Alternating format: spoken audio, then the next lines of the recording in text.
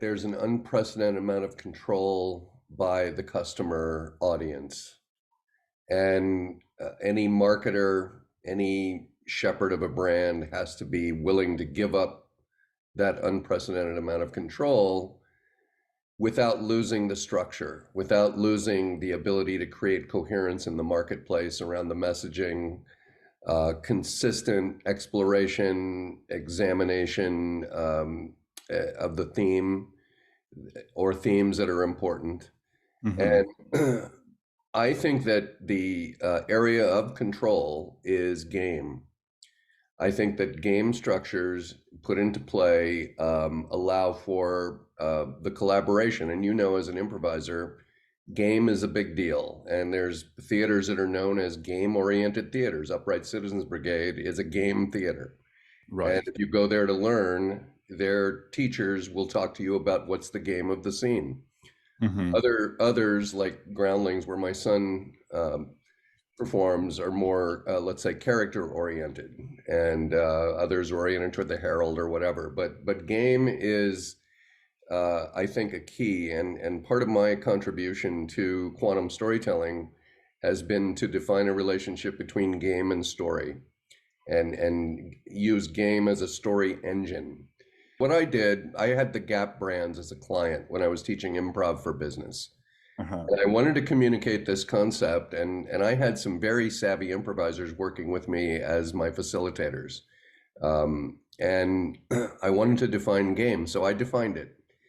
Ergo, ERGO, environment, roles, guidelines, objective.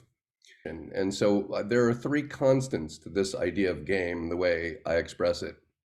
One is that there's always a game in any collaborative situation. Hmm. And two is that every game has infinite possible outcomes. Three is that there are infinite games. And each of those has implications.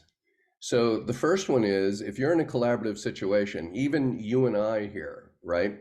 Hmm. So we have an objective frame of analysis for the conversation. So we can say, I screwed up. We had an agreement that we were going to meet at the top of the hour. That was part of that was part of the guidelines, right? The G, right? Right, right. Meet at The 8 o'clock. guidelines is the rules, yeah. And so, we can talk about that, and I'm not. It's not affecting my ego. Game sits outside of us personally. It's the thing that you and I can discuss objectively. Yeah, I mean it's the human desire to make something fun and to make it a competition in some way, whether there is a hurt or a not hurt or a win. There's always a winner.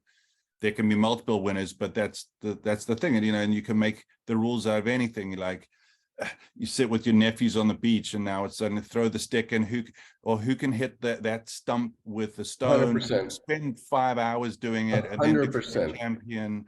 And that's a thing. And that's how a tribe will jump off a thing and starts as a game. Well, who can jump the furthest? Now who A can hundred jump, percent. A right? hundred percent. And if you look at the scalability of game, there are children right now in Ghana playing football with a rolled up ball of old socks covered with masking tape, and experiencing the same joy that Mhm. people in Qatar are experiencing, probably more, Yeah. probably more. But it connects. It's the same game.